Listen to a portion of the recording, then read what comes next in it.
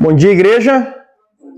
Muito bom estarmos aqui na nossa escola bíblica dominical para aprendermos cada vez mais daquilo que o nosso Senhor tem escrito e deixado para nós há mais de 2000 anos. Só relembrando, fazendo uma recapitulação, nós estamos estudando na nossa EBD Doutrina da Igreja, Eclesiologia. E hoje nós iniciaremos nosso capítulo 4.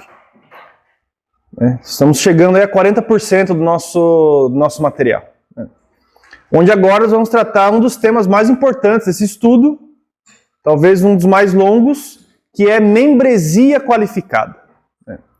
Mas antes, só relembrando aqui o que vimos até aqui, fazendo uma recapitulação, nós estudamos aqui no capítulo 1 o que é a igreja, onde nós vimos a diferença entre igreja, corpo de Cristo e igreja local.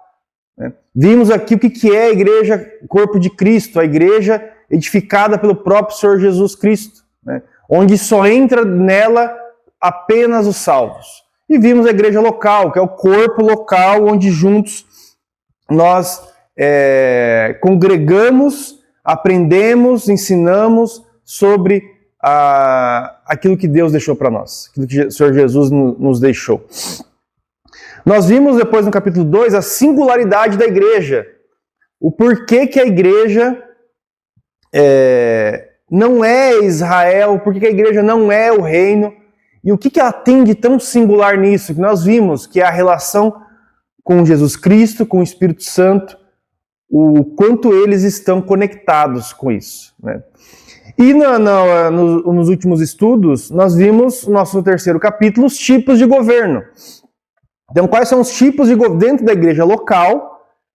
Quais são os tipos de governo que nós temos dentro dela? Nós vimos, dentre vários, nós vimos o congregacionalismo, que é o tipo de governo que nós entendemos que é o que mais chega perto dos estudos sobre a igreja primitiva.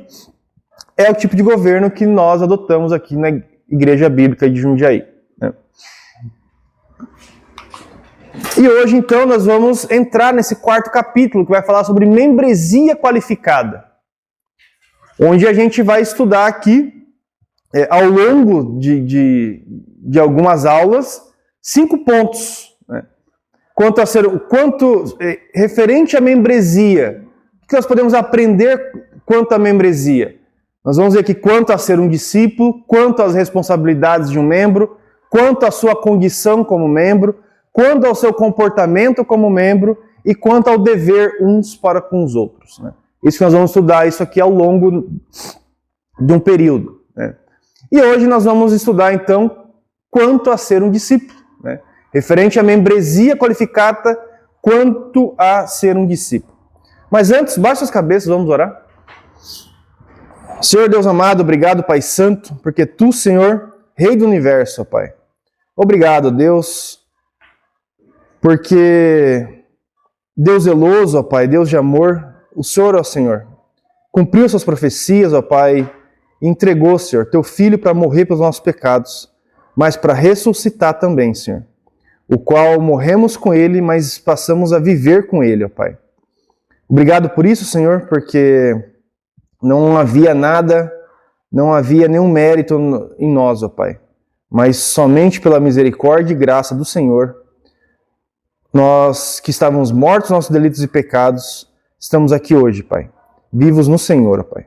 Obrigado por isso, ó Deus, gostaria de clamar, Pai, que sabemos que nosso coração é enganoso, nossa mente, Pai, ela não procura o Senhor.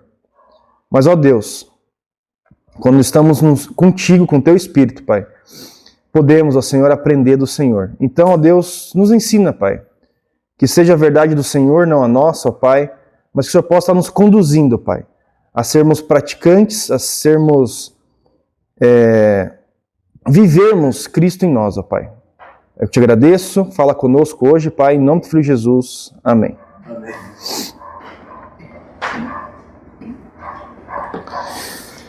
Então, como já vimos, a igreja corpo de Cristo, ela é composta por pessoas regeneradas do Espírito. Elas têm uma nova identidade. Não estão mais mortas espiritualmente. Foram vivificadas em Cristo. São nova criatura, perdoadas dos pecados e adotadas como filhos de Deus. São feitos filhos de Deus. Né? E nas igrejas locais, esse deve ser o mesmo conceito quanto aos seus membros. Embora muitas vezes possua pessoas não convertidas. Mas a régua é a mesma. A régua de ser um membro de Cristo é a mesma. Não é membro da igreja, mas é membro de Cristo.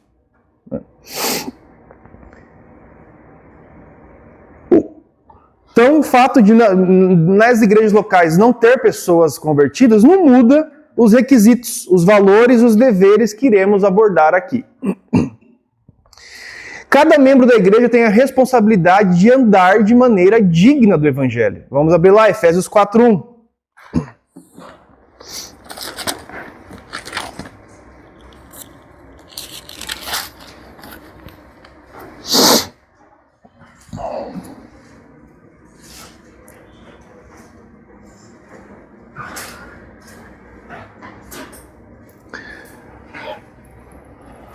Consegue ler?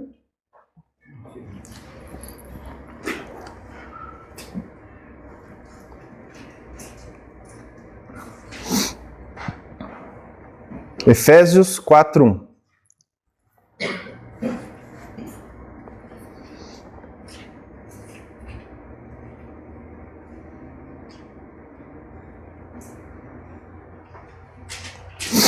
Estou com a Bíblia aqui na mão.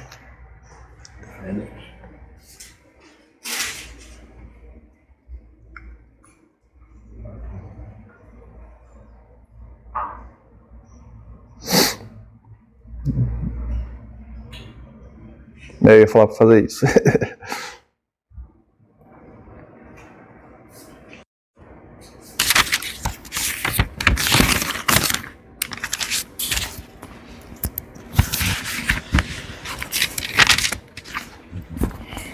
Efésios 4:1. Eu, pois, que sou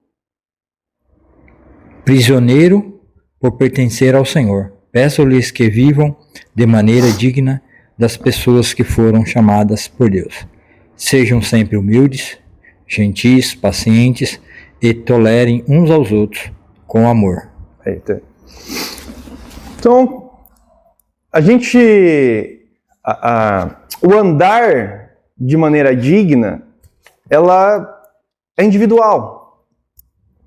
Um não pode fazer o outro andar por ele. É cada um olhando para si mesmo e colocando em prática aquilo que está aprendendo. Os irmãos não podem me fazer andar, eu não posso fazer andar, mas o que Paulo está falando aqui? Eu rogo, eu peço a vocês que andem. Mas quem vai andar é a pessoa, são as pernas da própria pessoa. Nós não conseguimos andar, nós conseguimos ensinar, orientar, mas é um trabalho individual. Ou seja, o levar, o ser, leva ao fazer. É o que nós vemos em Tiago 1:22, né? Quando ele fala, sejamos praticantes da palavra e não apenas ouvintes. Tiago pede isso. Né? Ser de Cristo leva ao fazer de Cristo. Deus também confiou a essas assembleias locais autoridade para tomar decisões na terra em nome do reino dos céus. Nós vemos isso lá em Mateus 18:18.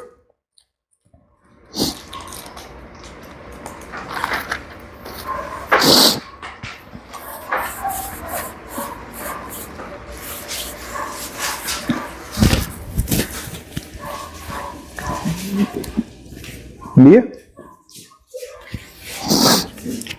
Em verdade vos digo, tudo quanto ligardes na terra será ligado no céu, e tudo quanto ligardes na terra será desligado no céu. Ou seja, as igrejas locais são embaixadas do reino de Deus, por meio do batismo, da ceia do Senhor, da disciplina e das tradições apostólicas. Como, por exemplo, o culto aos domingos. Nós vimos na exposição sobre Atos.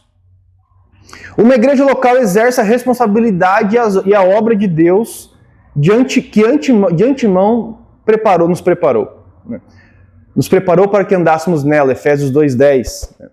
Essa responsabilidade cabe aos membros da igreja, não apenas à liderança, mas a todos. Antes de ser líder, a pessoa é um membro.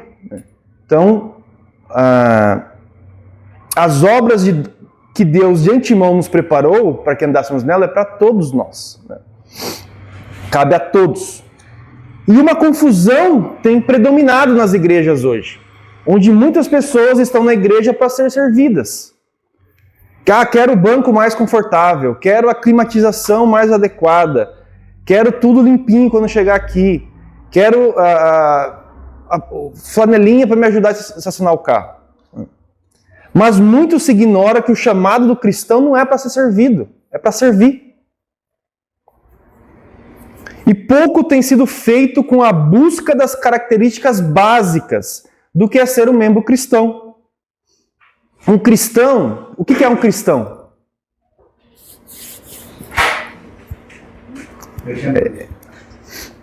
Um pequeno Cristo. O que isso quer dizer? O que é isso na prática? É EBD, então eu pergunto, os irmãos Que participam. segue os ensinamentos. Hã? Que segue os ensinamentos de Cristo e pratica. Que segue os ensinamentos de Cristo e os pratica. Né? Acho que a resposta mais fundamental é ser pequeno Cristo, é ser como Cristo, que é perguntar o que Cristo veio fazer. A primeira Fala isso no microfone, por favor. Que aí sai aqui. Foi bonito, repete. A pergunta fundamental com relação a ser cristão é ser pequeno Cristo. E a pergunta é ser como Cristo. O que Cristo veio fazer na primeira vinda? Veio servir. Então, ser pequenos Cristos é servir. Exato. Mas, né, como podemos resumir aqui, que um cristão é aquele que segue a Cristo. O que o mestre fala, quem serve, obedece. Né? Então, o cristão é aquele que segue a Cristo, que serve a Cristo. As Escrituras destacam marcas fundamentais para quem deseja seguir a Cristo. Vamos abrir lá, João 13. Quais são as marcas de uma pessoa que segue a Cristo?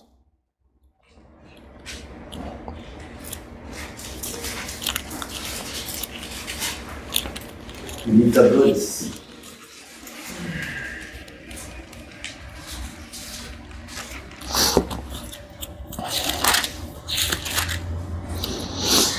João 13, do 34 ao 35. Arthur, vai lá.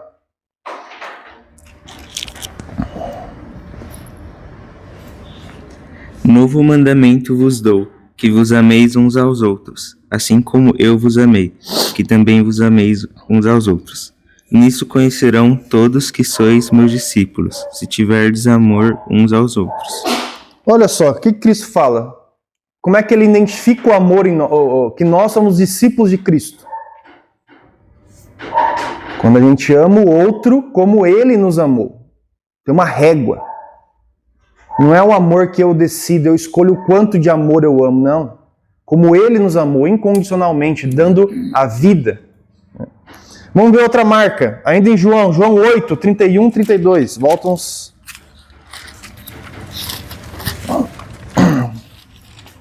Quem está com o microfone vai passando, que daí...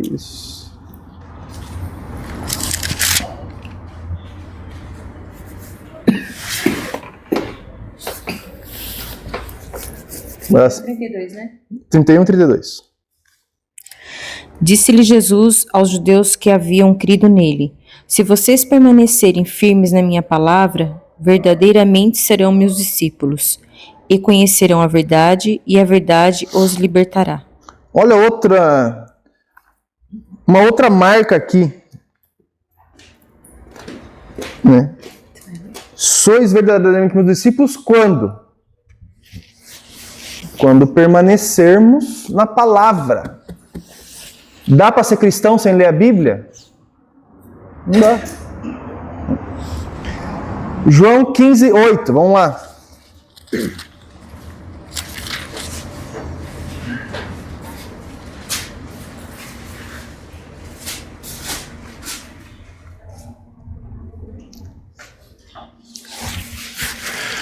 Nisto é glorificado meu Pai, em que deis muito fruto, e assim vos tornareis meus discípulos.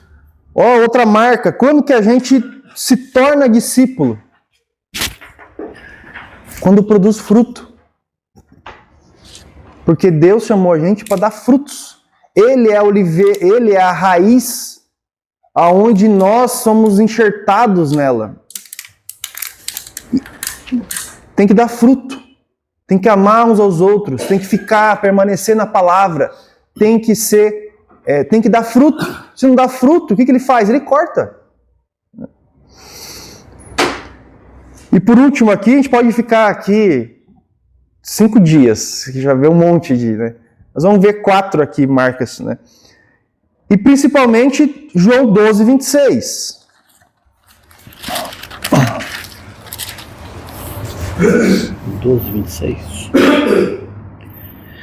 Se alguém me serve, siga-me. E onde eu estou, ali estará também o meu servo. E se alguém me servir, o Pai o honrará. Então, alguém que serve é alguém que segue. Principalmente. Se alguém me serve, se nós queremos dizer que nós servimos a Cristo, que nós somos discípulos de Cristo, pequenos cristos, o que Jesus fala? Siga-me. E onde eu estou, ali também estará o meu servo. E se alguém me servir, o Pai o honrará. Ou seja, um cristão é aquele que é um discípulo de Cristo. Tem que ser um discípulo primeiro. Um médico, antes de curar alguém, ele tem que ser um médico. Ele tem que primeiro se especializar naquilo. Você iria se tratar com alguém que não é formado em medicina? Quem aqui iria? Doutor. Hã? Ele só é doutor, ele primeiro é médico, depois doutor. Não, mas alguém iria com alguém que não tem nada de medicina? Você iria buscar uma causa judicial com alguém que não tem OAB? Mas antes dessa pessoa poder exercitar, ela tem que ser. E da mesma forma, nós, antes de querermos falar de Cristo para os outros, nós temos que ser discípulos primeiro. Então a gente vai entrar, quanto a isso a gente entra então no nosso primeiro subtema, que é quanto a ser um discípulo.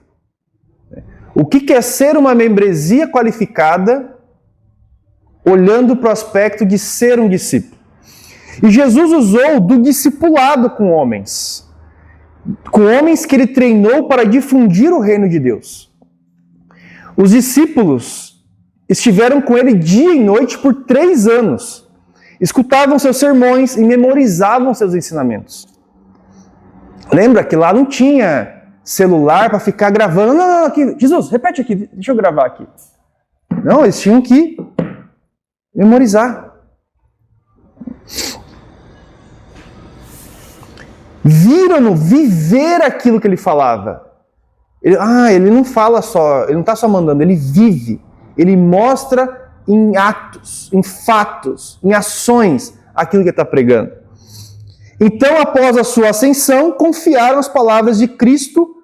Esses discípulos, depois que Cristo foi, eles confiaram isso a outras pessoas. E encorajaram-nos a adotar o seu estilo de vida e a obedecer ao seu ensino. O que Jesus fala? Eu ensinei vocês. Agora vão e façam. Ele falou, vão e evangelizem pessoas? Não, ele falou, vão e façam discípulos. O que é o discípulo? Discípulo é o aluno que aprende as palavras, os atos e o estilo de vida de seu mestre, com a finalidade de ensinar outros. Isso é um discípulo. É alguém que aprende com alguém para depois passar o conhecimento adiante. Mas ele não só aprende, ele aprende as palavras, os atos e o estilo de vida do seu mestre. E uma vez que ele aprendeu isso, ele passa adiante esse ensinamento. Ele aprende isso e compartilha isso através de um discipulado. O discipulado cristão, ele é um relacionamento entre mestre e aluno baseado no modelo de Cristo e seus discípulos, no qual o mestre reproduz tão bem no aluno a plenitude da vida que tem em Cristo. Então, eu aprendi tanto de Cristo que daí a gente vai ensinar de forma a reproduzir naquele aluno para que ele aprenda a reproduzir Cristo na vida dela. E que o aluno, de certa forma, seja capaz de treinar outros para que ensinem outros, e para que ensinem outros, e para isso vire uma cadeia. Um estudo cuidadoso do ensino e da vida de Cristo revela que o discipulado possui 2 componentes essenciais, que é o que nós vamos ver. Hoje nós vamos ver um, na outra aula o outro. Componentes essenciais para um discipulado, para que eu possa primeiro ser discípulo. Como é que eu posso ser um discípulo? Como é que eu posso ensinar a outro? 2 componentes. A morte de si mesmo e a multiplicação. São essas as ideias básicas de todo o ministério de Jesus. Ele morreu para que pudesse reproduzir nova vida. E ele requer que cada um dos seus discípulos siga o exemplo. Siga-me, é o que ele fala. Mas vamos entender um pouco mais o que é morrer para si mesmos. O chamado de Cristo para o discipulado é um chamado para a morte de si mesmo. É uma entrega absoluta a Ele. Jesus disse, se alguém que... Lá em Lucas 9, 23, 24, vamos abrir lá.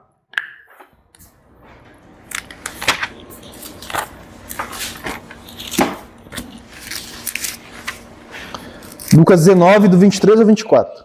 19? Isso. É disso?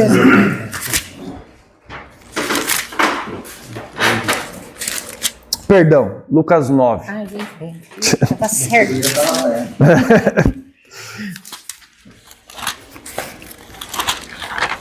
Já tem que voltar a usar óculos de perto.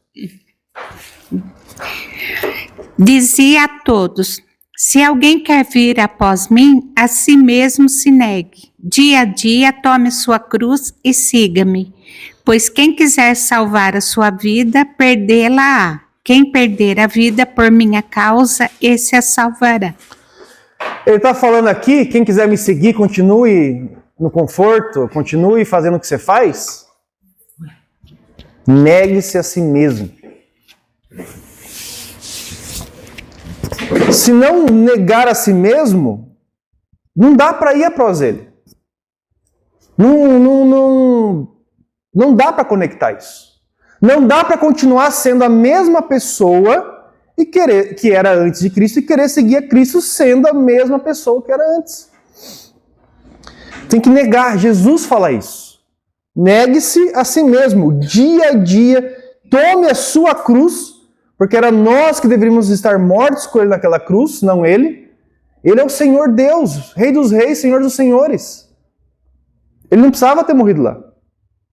Mas pela nossa vida de pecado, ele teve que pagar esse preço. Era o único que podia pagar o preço. E ele fala, pega a sua cruz, pega a cruz que era para você ter morrido, e venha, e acompanhe, viva como eu vivi. Porque quem quiser salvar a sua vida, perde. Quem quiser ter a vida de conquistar, eu vou ficar aqui, não vou fazer nada, eu vou ficar na minha segurança, eu vou ficar no meu conforto. O que Jesus fala? Perde. Agora, quem perder a vida por causa de Jesus, esse está salvando. Da perspectiva do mundo, a franqueza de Cristo em chamar as pessoas para segui-lo parece exagerada. Não, isso aí é demais. Não, que isso? É muita coisa. Jesus, porém, ele é honesto e direto para compartilhar de sua glória a primeira pessoa a pessoa tem que compartilhar da sua morte. Jesus é o Senhor dos senhores e Rei dos reis. É o Senhor do universo, ordena que toda pessoa siga. Isso é um pedido? Isso é um... Ah, não. Vem aqui, vamos lá. É uma ordem. Siga-me. O seu chamado a Pedro e André, lá em Mateus 4,18, e a Tiago e João, em Mateus 4,21, foi uma ordem. Ele chegou e falou, siga-me.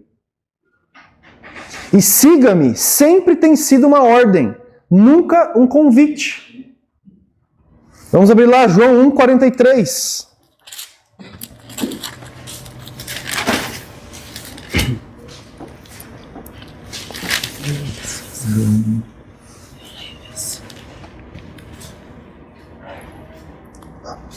Esse, né?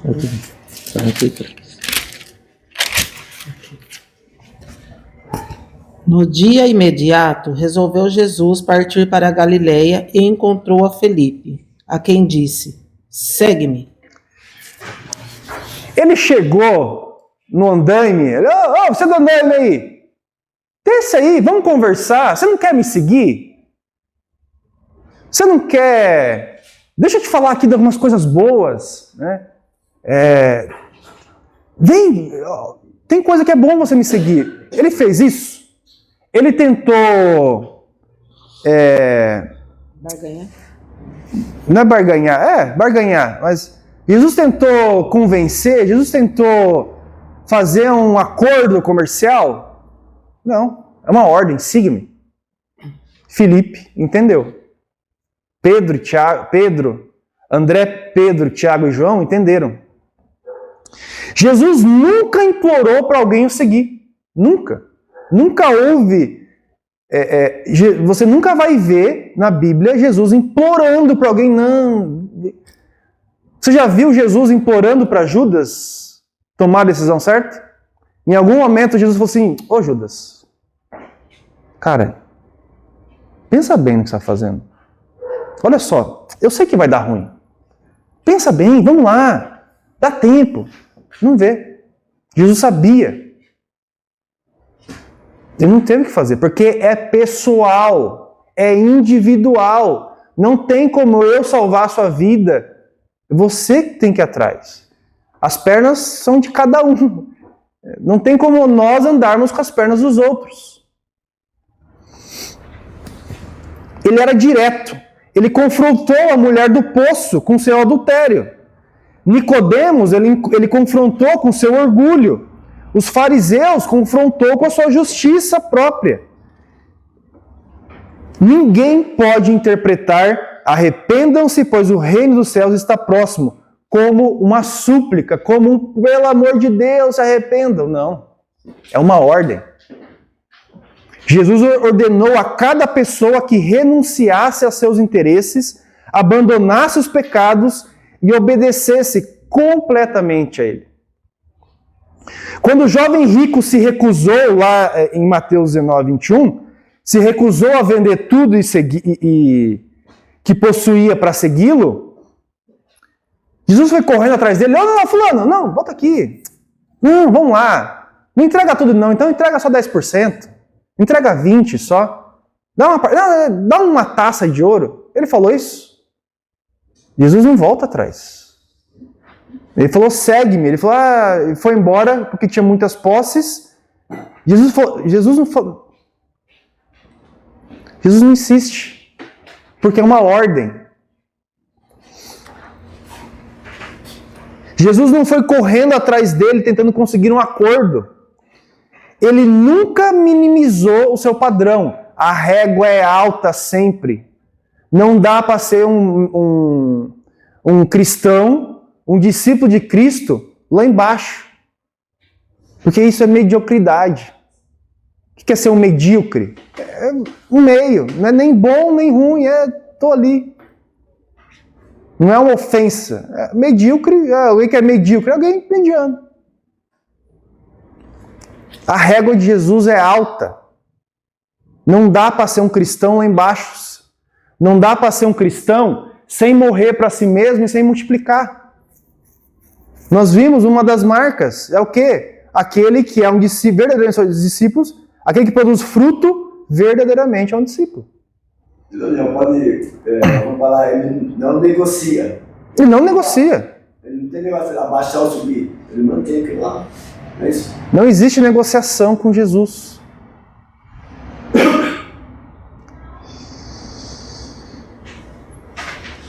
Quem me serve precisa seguir-me. É o que nós vimos em João 12, 26. Ele nunca minimiza, ele apenas declara, segue-me. Só. E cabe a cada um a escolha da sua vida. Jesus espera obediência imediata. Ele chegou e falou, segue-me, Filipe. O que a Escritura fala? Ele foi. Chegou para André, para Pedro, pescando, a João e Tiago, segue-me.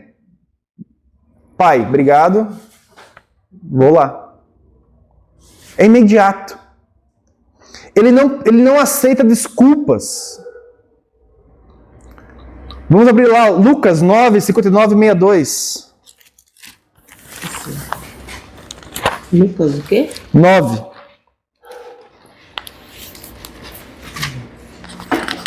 Nove 62? Você. Mas Jesus lhe replicou: ninguém que, tendo posto as mãos no arado, olha para trás, é apto para o reino de Deus.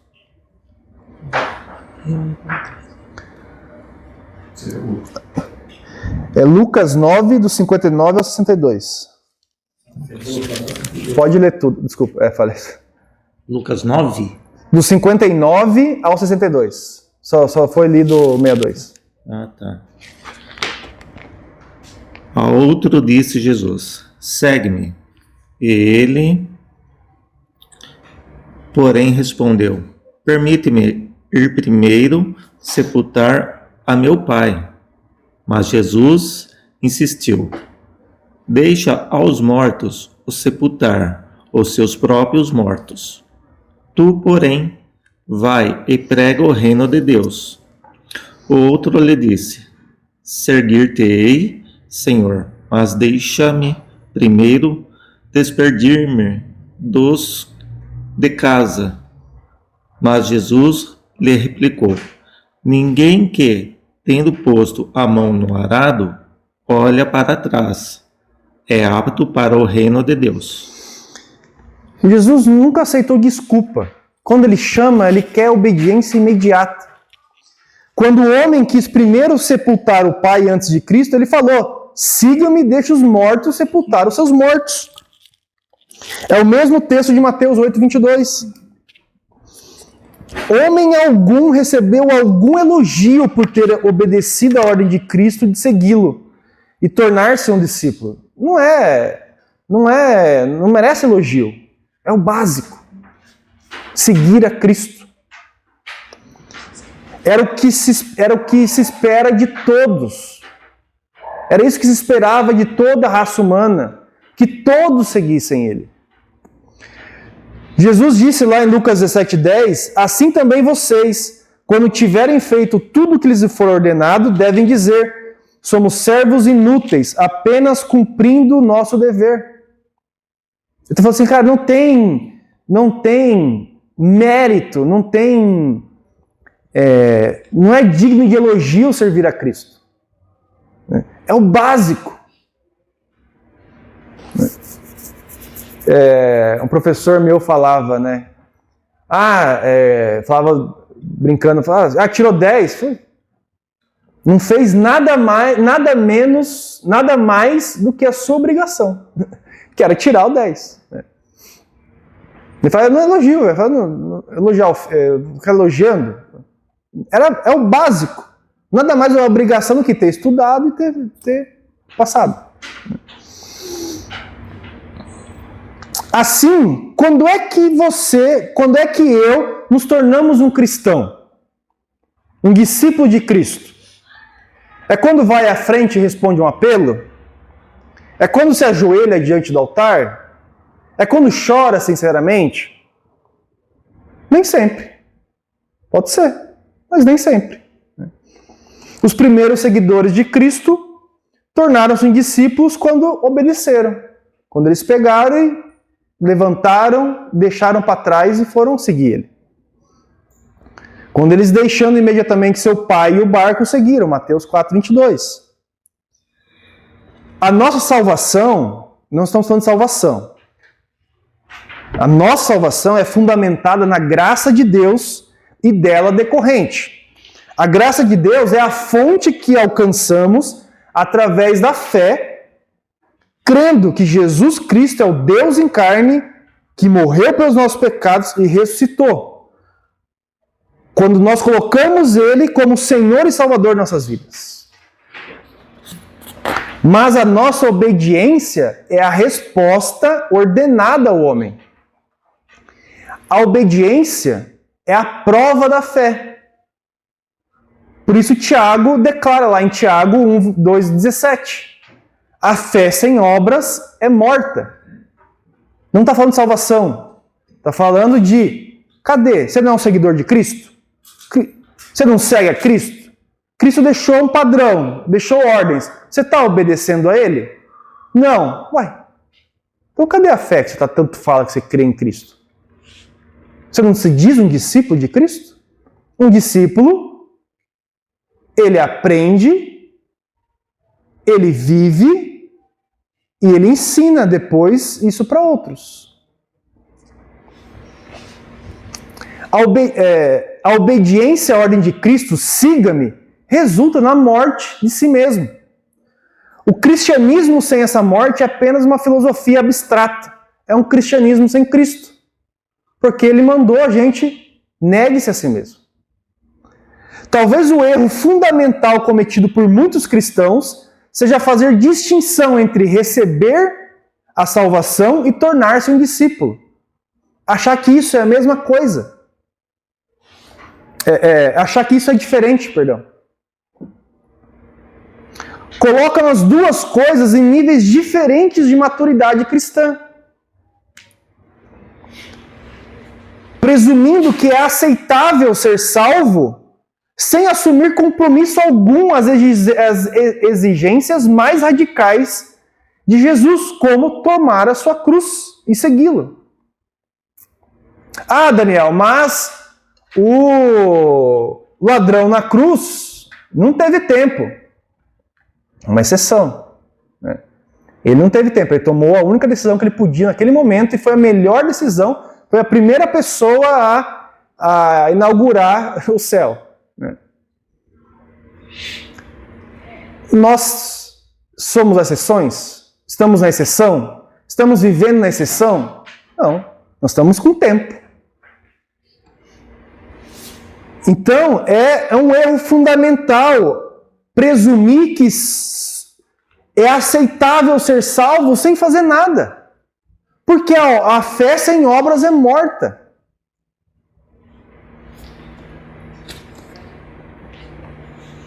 Mais uma vez, salvação, cremos, fomos lá, através da palavra e do Espírito, nós entendemos, confessamos Cristo como Senhor e Salvador e cremos que Deus ressuscitou dos mortos, Romanos 10:9, passamos a ser salvos. Mas, e aí? E o passo 2? E o passo 3? O que mostra que você é um discípulo? Nós vimos as marcas de um discípulo. Tem que frutificar, tem que deixar negar a si mesmo. Tem as marcas. Senão você vai ser uma pessoa só que ninguém nem enxerga, nem sabe, nossa, eu nem sabia que você era cristão. Nem sabia que você tinha crido em Cristo. Sua vida não reflete isso.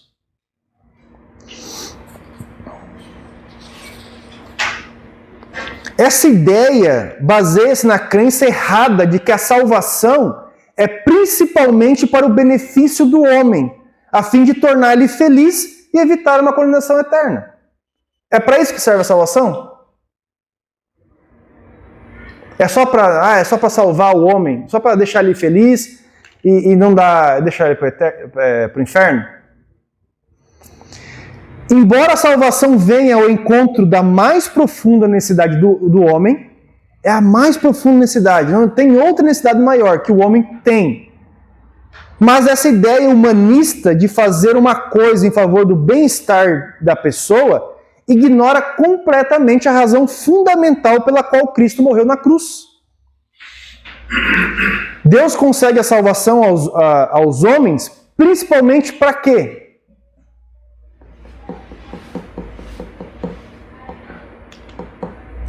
Vamos lá. Para quê? Qual que é a principal função, a principal ideia que Deus concede a salvação para nós? Glória dele. Glória dele. Tem um da Bíblia, qual que é o tema principal da Bíblia? Deus concede a salvação aos homens principalmente para trazer glória a ele, por meio de um povo que tem o caráter de seu filho. Vamos abrir lá, Efésios 1:12.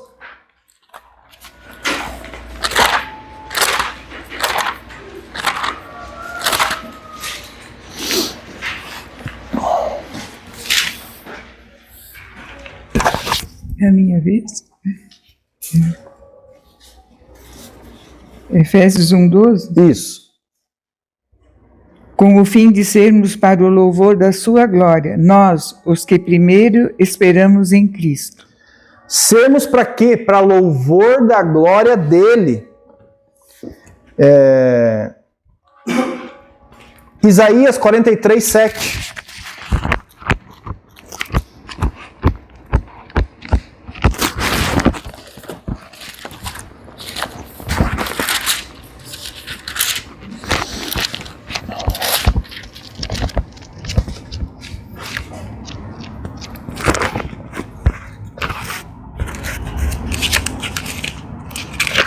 Isaías 43:7. Tudo que é chamado pelo meu nome, a quem criei para a minha glória, a quem formei e fiz. Criou para quê? O que Deus está falando aqui? Criou para a glória dele. É uma ideia errada achar que Deus salva a gente porque é para deixar a gente feliz. Eu tirei o povo do Egito porque, tadinho deles. Tadinho.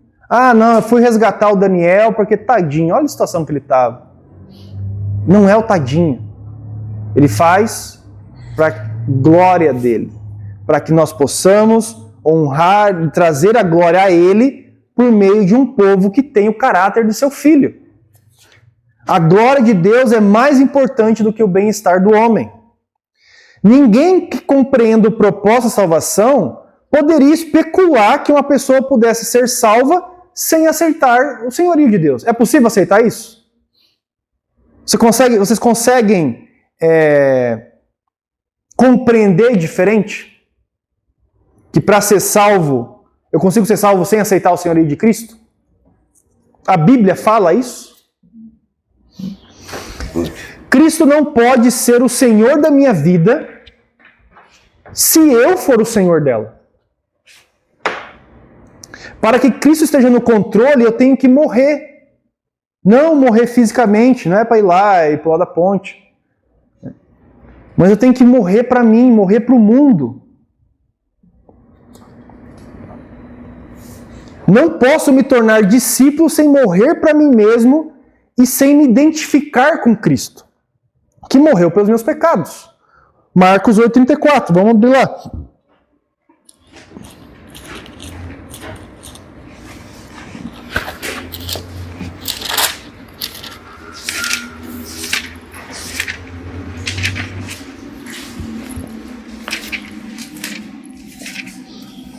Marcos 8,34, eu vou ler aqui. Então, convocando a multidão e juntamente os seus discípulos, disse-lhes: se alguém quiser vir após mim, a si mesmo se negue, tome a sua cruz e siga-me.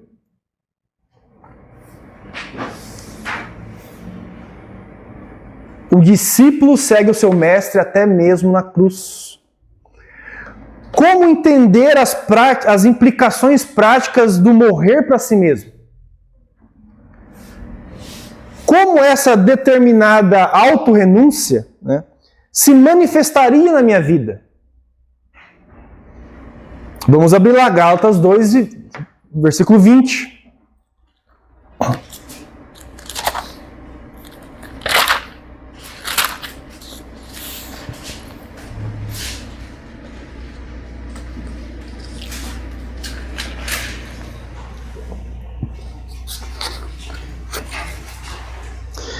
Diz assim: logo, já não sou eu quem vive, mas Cristo vive em mim. E esse viver que agora tenho na carne, vivo pela fé no Filho de Deus, que me amou e a si mesmo se entregou por mim. Então, quando a gente medita sobre esse texto, nós podemos compreender o que é essa autorrenúncia, o que é o morrer para si mesmo.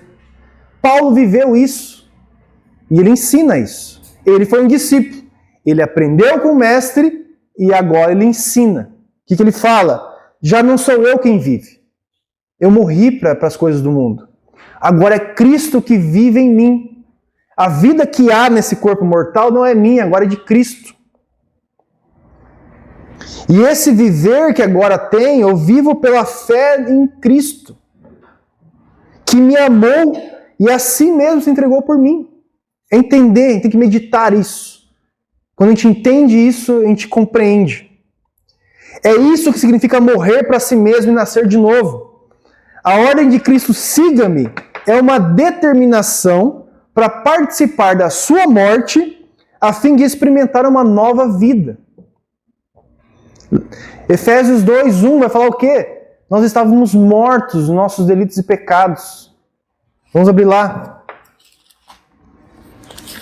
Uma carta à frente aí.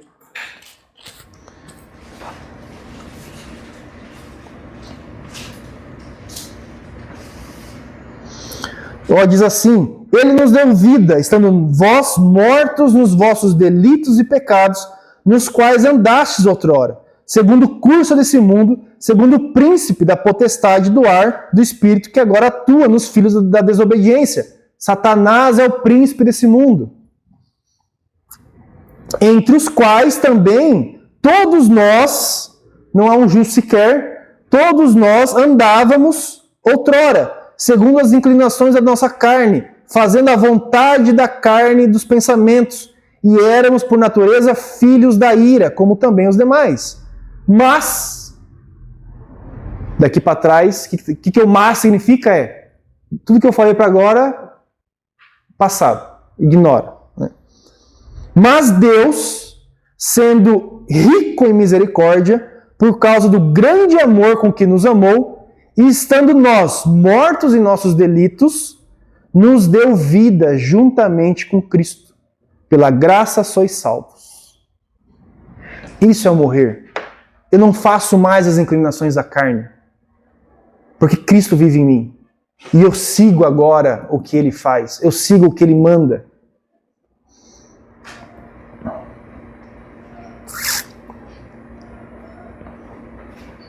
Você se torna morto para si mesmo, totalmente consagrado a Deus. Pois Ele agora vive em você. Você tem consciência disso?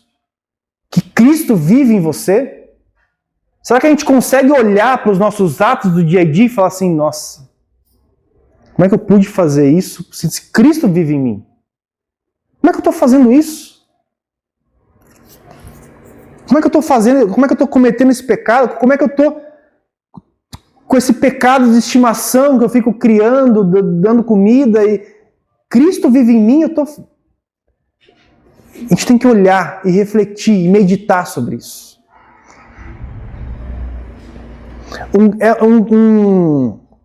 E é um grande paradoxo da vida esta, de que existe uma liberdade nessa morte.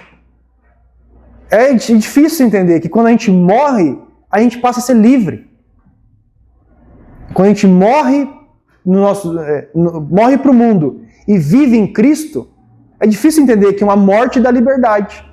Mas ela dá. O morto já não se preocupa com seus direitos, com a sua independência ou com a opinião dos outros a seu respeito. O morto não se preocupa mais. Ah, mas o Daniel é cristão, olha lá. O morto não se preocupa mais com o que vão ficar falando. Ao unir-se espiritualmente ao Cristo crucificado, riquezas, segurança, status, as coisas que o mundo tanto almeja, perde o valor. Já não é mais isso que me preocupa. Já não é mais isso que eu busco. Eu busco Cristo. Eu busco fazer aquilo que Ele determinou. Eu busco fazer as boas obras que Ele preparou de antemão.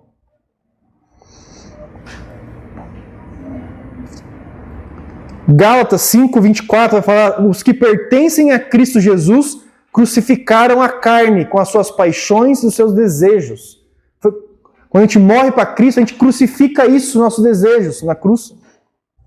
Ah, não, mas eu tenho... Meu desejo é de viver sozinho, distante de todo mundo, não falar com ninguém.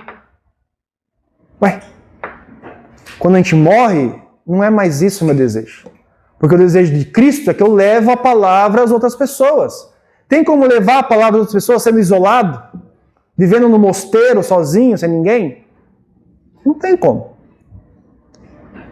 A pessoa que toma a cruz e que está crucificada com Cristo não fica ansiosa pelo amanhã, porque o seu futuro está nas mãos de outro. Ah, mas eu tenho que ir na casa do fulano. A casa do fulano é ruim, é feia. Ah, mas aquela pessoa passa por uma situação de drogas. Eu não quero levar a palavra para ele. Dá para dizer isso sendo cristão?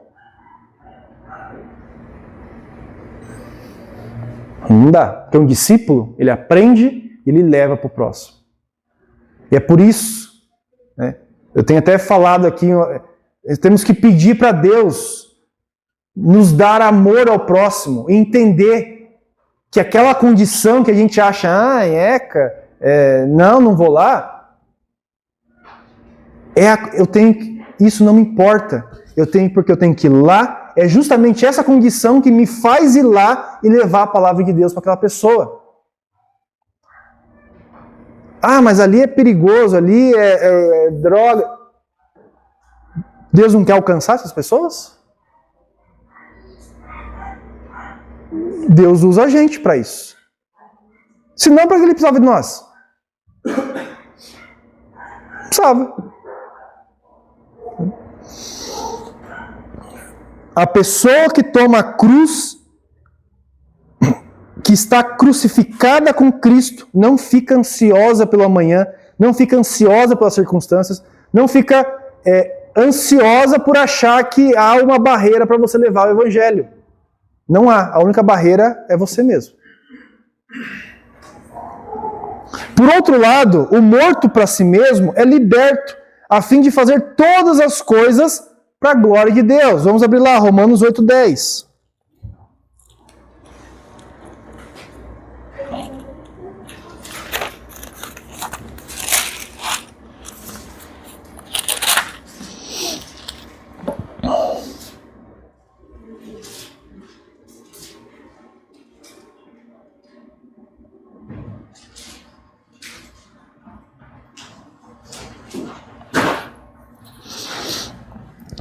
Se, porém, Cristo está em vós, se Ele está em vós, o corpo, na verdade, está morto por causa do pecado. Esse corpo carnal está morto. Mas o Espírito é vida, por causa do quê? Da justiça. Fazemos para a glória dele, para levar a justiça. Não olho mais para as coisas do mundo. Não me preocupo com isso. Ah, mas o fulano vai achar ruim eu bater na porta da casa dele. Não me preocupo. Se eu sei que tem uma situação, Tiago fala isso, se eu sei que eu tenho que fazer o bem e não faço, eu estou pecando. Queremos continuar nessa vida de pecado? Ah, eu sei que o fulano tem que escutar de Cristo. Ah, mas eu não vou lá, não. Ah, eu vou falar para outra pessoa fazer isso. O que a Bíblia fala? Sabe que você precisa fazer o bem e não faz, você está pecando. O morto para si mesmo, ele coloca tudo que tem e tudo que é à disposição permanente de Deus. Deus, tudo que eu tenho, faça como a sua ordem. E às vezes ele pode usar a riqueza sua para abençoar outras pessoas. Ele pode usar da saúde que você tem para abençoar outras pessoas. E ele vai usar o cristão, discípulo, que é morto para si mesmo, coloca tudo à disposição de Deus. Deus, está aqui. Faça conforme a tua vontade. A sua submissão ao senhorio de Cristo capacita-o a agradar a Deus em cada decisão que toma, em cada palavra que diz, em cada pensamento que tem. Ele coloca, Deus capacita. Quando a gente coloca uma submissão ao senhorio de Cristo, Cristo capacita a gente para tomar as melhores decisões, para colocar as palavras na nossa boca e para colocar os pensamentos na nossa mente. O discípulo vê toda a sua vida e todo o seu ministério como adoração. Vamos abrir lá 1 Coríntios 10, 31.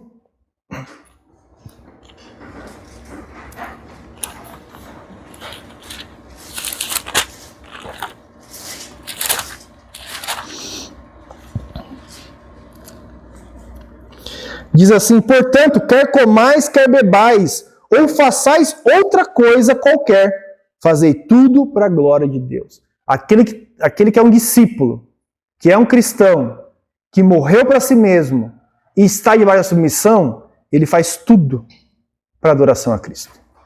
Morrer para si mesmo liberta-o para ter prazer em seu amor a Deus. Quando a gente morre para nós mesmos, nós passamos a ter esse prazer de viver para Cristo. A morte do eu é pré-requisito essencial para tornar-se um discípulo, um cristão.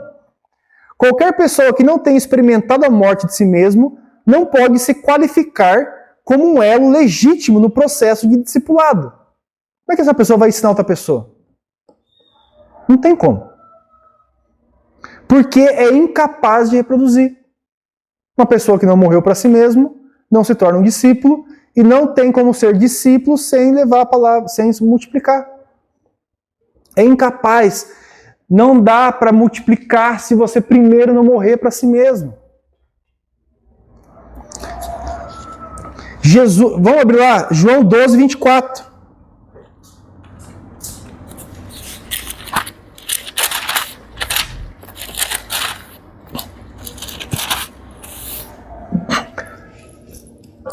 Quem parou a leitura?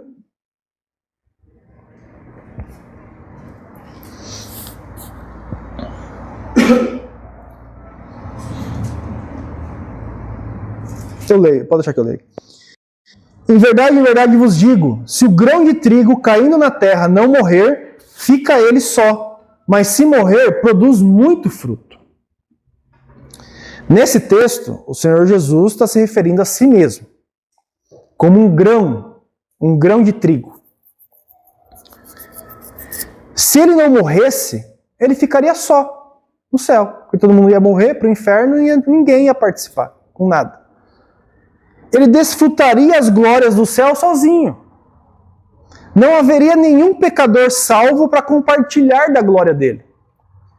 Mas se morresse, ele providenciaria um caminho de salvação pelo qual muitos poderiam ser salvos. Mas também se aplica a nós isso. Se nos recusarmos a ser grãos de trigo, se não sacrificarmos expectativas, nem arriscarmos a nossa reputação, nem a propriedade, nem a saúde, se quando formos chamados, não abandonarmos a nossa velha natureza e não rompermos os laços familiares por causa de Cristo, então nós permaneceremos sós. Sós não, né? Nós vamos ter um monte de amigos lá no inferno. Mas se não fizer isso, a gente vai continuar nessa condição.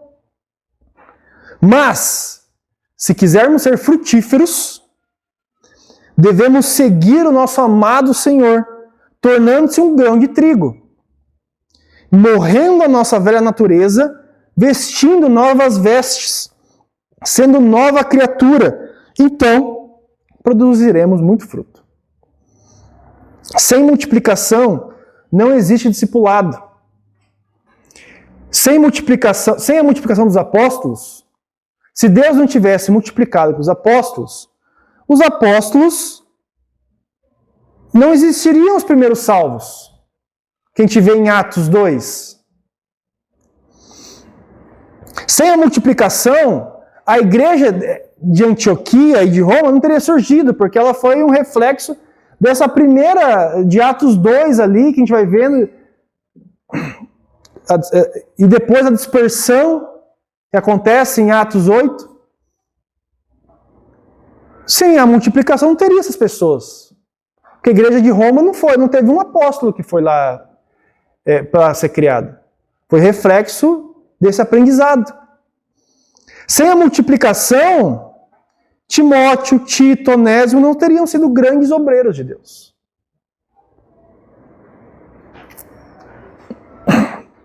E aí fica a pergunta: estamos sendo discípulos de Cristo? Temos morrido para nós mesmos e fazer aquilo que Ele quer? Estamos levando as marcas de um discípulo? Frutificar, negar a si mesmo, permanecer na palavra? O que temos feito? Irmão, se você não tem feito isso, eu acho que você deveria se preocupar. Preocupe-se agora, enquanto há tempo. Porque para ser um cristão medíocre, mediano, a fé sem obras é morta. Se você não tem feito, se você não tem trabalhado para Cristo, será que você se converteu mesmo? É um pensamento que nós temos que nos fazer. O que tenho feito para Cristo? Não tenho feito nada. Ué, será que eu me converti mesmo? Será que eu aceitei Cristo de fato na minha vida? Entendi o que Ele está fazendo? Então hoje a gente para por aqui e na sequência a gente vê a parte da multiplicação.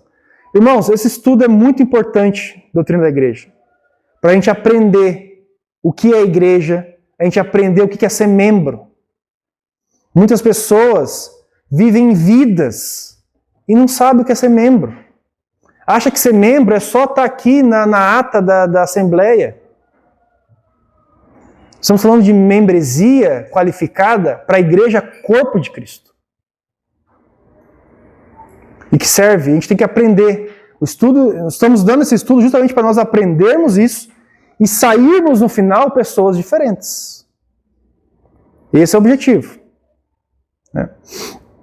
Tem muita coisa aqui que até a gente, liderança, quando a gente vai estudando e montando aqui, a gente vai vendo, nossa, como estou errando aqui, como estou errando ali, olha, isso aqui eu não sabia, agora temos que sair dessa sequência diferentes, entendidos, o que é membro, o que é um líder, o que é tal coisa, o que é, nós temos que sair diferentes. Amém? Então vamos fazer uma pausa para o nosso...